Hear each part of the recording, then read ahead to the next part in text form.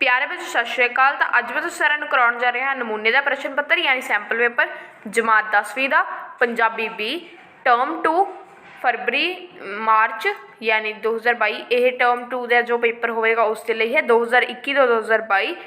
समा है 3 घंटे लिखती, मार्क्स हैं 35 और 2 अंक सुंदर लिखाई ने दिते जाएंगे। तो आप हम शुरू कर लेने हैं।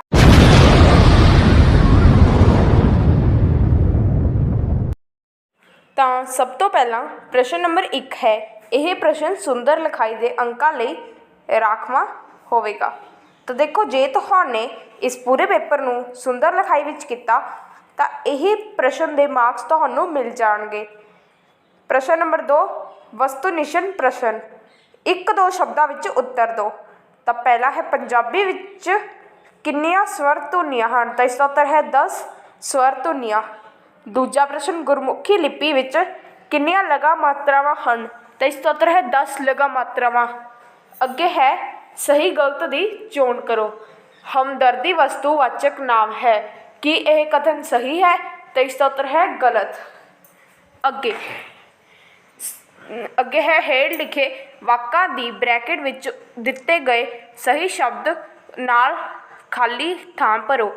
एड़ा एड़े करना आ, ईड़ी नूं लावां ए, ईड़ी बिहारी ई अते डैश पंजाबी दे स्वर हैं। हाहा या ऊड़ा, तो इस उत्तर है ऊड़ा। पांचवा पार्ट इसका उजाला दा समानार्थक शब्द डैश है। हनेरा या चानन, तो इसका उत्तर है चानन। अगे है अगला प्रश्न हेठ लिखे पैरे का ढुकवां सिरलेख दिओ अते इस पैरे की संखेप रचना करो। सब तो पहले मैं पैरा पढ़ता हाँ। विद्या पढ़न नाल मन प्रसन्न होंदा है, गलबात विच सलीका आउंदा है अते लियाकत भी वधदी है। वेले समय विद्या पढ़न का मुख्य उपयोग उस द्वारा आनंद प्राप्त करन विच हुंदा है। विद्या पढ़न नाल मनुख दे सुभाविक गुण होर विकसित हुंदे हन अते अनुभव नाल खुद विद्या अभ्यास पूर्णता नूं पहुंचता है। मनुख दी सुभाविक बुद्ध अपने आप उगण वाले बूटियां वांग है। इस तरह के बूटियां नूं छांगण नाल जिस तरह वह वधेरे बलवान हुंदे हन, उसी तरह का काम विद्या करती है।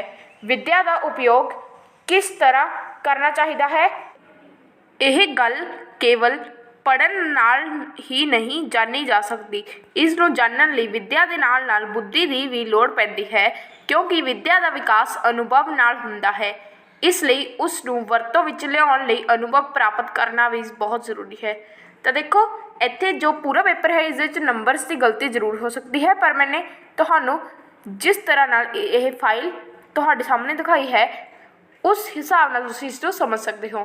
तो देखो सिरलेख है विद्या का चानन अते संखेप रचना है विद्या नाल लियाकत वधदी है, मानसिक विकास हुंदा है, विद्या दे नाल बुद्धि की भी लोड़ पैंदी है तां जो इसनूं अनुभव कर सकीए। यह सी संखेप रचना।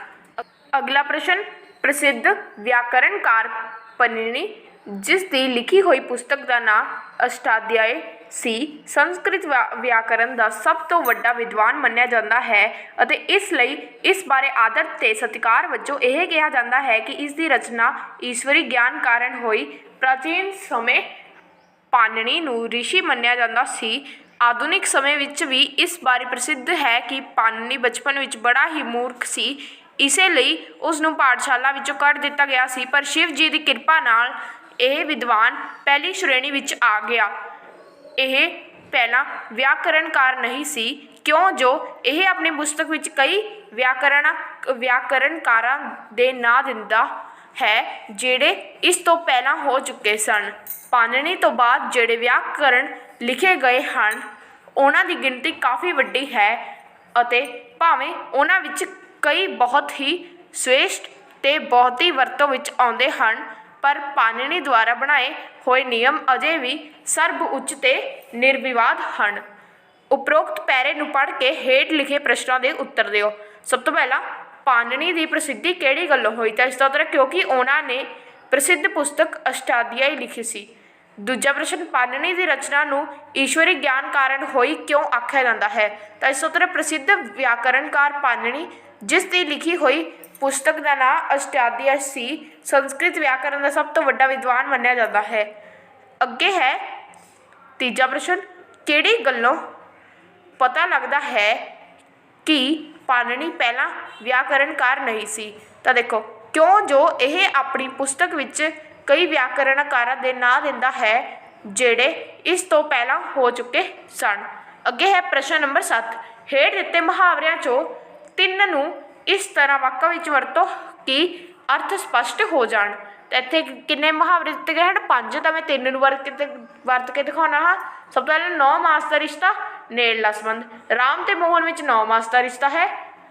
ਪੱਲਾ ਝਾੜਨਾ ਤਾਂ ਇਸ ਤੋਂ ਕੀ ਯਾਦ ਆਵੇਗਾ? ਪੱਲਾ ਝਾੜਨਾ ਤਾਂ ਹੋ ਜਾਵੇਗਾ ਆਪਣੀ ਜ਼ਿੰਮੇਵਾਰੀ ਛੱਡਣਾ। ਮੈंने ਇੱਥੇ ਨੇੜਲੇ ਸੰਬੰਧ ਲਿਖਿਆ ਹੋਇਆ, ਪਰ ਇਸ ਦਾ ਆਵੇਗਾ ਆਪਣੀ ਜ਼ਿੰਮੇਵਾਰੀ ਛੱਡਣਾ। ਪੈਸੇ ਵਾਪਸ ਮੰਗਣ ਤੇ ਸੁਨੀਲ ਨੇ ਪੱਲਾ ਝਾੜ ਦਿੱਤਾ। ਫੁੱਲੇ ਨਾ ਸਮਾਣਾ, ਤਾਂ ਇਸ ਤੋਂ ਤੇਰੇ ਬਹੁਤ ਖੁਸ਼ ਹੋਣਾ। ਸਰਕਾਰੀ ਨੌਕਰੀ ਲੱਗਣ ਤੇ ਸ਼ਾਮ ਫੁੱਲਾ ਨਾ ਸਮਾਇਆ। ਪ੍ਰਸ਼ਨ ਨੰਬਰ 8, ਹੇਠਾਂ ਦਿੱਤੇ ਵਾਕਾਂ ਵਿੱਚ ਕਿਸੇ 2 ਵਾਕਾਂ ਦੇ ਵਿਸ਼ਰਾਮ ਚਿੰਨ੍ਹ ਲਗਾਓ। ਤਾਂ ਮੈंने ਸਾਰਿਆਂ ਦੇ ਹੀ ਵਿਸ਼ਰਾਮ ਚਿੰਨ੍ਹ ਲਗਾਏ ਹੋਏ ਹਨ, ਤੁਸੀਂ ਇੱਥੇ ਦੇਖ ਸਕਦੇ ਹੋ। ਅੱਗੇ ਹੈ ਪ੍ਰਸ਼ਨ ਨੰਬਰ 9, ਹੇਠਾਂ ਦਿੱਤੇ ਵਾਕਾਂ ਵਿੱਚੋਂ ਕਿਸੇ ਇੱਕ ਦੇ ਲਿੰਗ ਅਤੇ ਵਚਨ ਬਦਲ ਕੇ 2 ਵੱਖਰੇ ਵੱਖਰੇ ਵਾਕ ਬਣਾਓ। ਤਾਂ ਮੈਂ ਦੋਨਾਂ ਦੇ ਹੀ ਬਣਾਵਾਂਗਾ। ਸਭ ਤੋਂ ਪਹਿਲਾਂ ਊੜਾ ਵਚਨ, ਜੇ ਇਸ ਦੇ ਵਚਨ ਬਦਲ ਦਾਂਗੇ ਤਾਂ ਇਹ ਕਿਵੇਂ ਹੋਵੇਗਾ? ਰਾਜਕੁਮਾਰ ਆਪਣੇ ਮਿੱਤਰਾਂ, ਦਰਜੀਆਂ, ਨਾਈਆਂ ਅਤੇ ਤਰਖਾਨਾਂ ਨੂੰ ਲੈ ਕੇ ਯਾਤਰਾ 'ਤੇ ਚੱਲ ਪਏ। ਤਾਂ ਦੇਖੋ, ਵਚਨ ਤਾਂ ਮੈंने ਬਦਲ ਦਿੱਤੇ ਹਨ ਅਤੇ ਲਿੰਗ ਬਦਲ ਕੇ ਇਹ ਹੋ ਜਾਵੇਗਾ ਰਾਜਕੁਮਾਰੀ ਆਪਣੀਆਂ ਸਹੇਲੀਆਂ ਦਰਜਾਇਨ, ਨਾਇਨ ਅਤੇ ਤਰਖਾਣੀ ਨੂੰ ਲੈ ਕੇ ਯਾਤਰਾ 'ਤੇ ਚੱਲ ਪਈ। ਅੱਗੇ ਹੈ ਐੜਾ, ਆਦਰਸ਼ਕ ਅਧਿਆਪਕ ਵਿਦਿਆਰਥੀਆਂ ਦੀ ਉੱਨਤੀ ਦੇ ਨਾਲ ਨਾਲ ਸਕੂਲ ਸੰਸਥਾ ਦੀ ਵੀ ਚੌਪੱਖੀ ਉੱਨਤੀ ਕਰਦੇ ਹਨ। ਤਾਂ ਇਸ ਦਾ ਜੇ ਆਪਾਂ ਸਭ ਤੋਂ ਪਹਿਲਾਂ ਵਚਨ ਬਦਲੀਏ, ਆਦਰਸ਼ ਅਧਿਆਪਕ ਵਿਦਿਆਰਥੀ ਦੀ ਉੱਨਤੀ ਦੇ ਨਾਲ ਨਾਲ ਸਕੂਲ ਸੰਸਥਾ ਦਾ ਵੀ ਚਹੁਪੱਖੀ ਉੱਨਤੀ ਕਰਦਾ ਹੈ। ਤਾਂ ਲਿੰਗ ਜੇ ਇਸ ਦਾ ਬਦਲ ਦਈਏ ਤਾਂ ਉਹ ਹੋ ਜਾਵੇਗਾ ਆਦਰਸ਼ ਅਧਿਆਪਿਕਾਵਾਂ ਵਿਦਿਆਰਥੀਆਂ ਦੀ ਉੱਨਤੀ ਦੇ ਨਾਲ ਨਾਲ ਸਕੂਲ ਸੰਸਥਾ ਦਾ ਵੀ ਚੌਪੱਖੀ ਉੱਨਤੀ ਕਰਦੀਆਂ ਹਨ। ਤਾਂ ਅੱਜ ਦੀ ਵੀਡੀਓ ਇੰਨਾ ਹੀ। ਮੈਂ ਤੁਹਾਨੂੰ ਸਾਰਿਆਂ ਨੂੰ ਨੈਕਸਟ ਵੀਡੀਓ ਵਿੱਚ ਇਸ ਵੀਡੀਓ ਨੂੰ ਪੂਰੀ ਦੇਖਣ ਦੇ ਲਈ ਧੰਨਵਾਦ।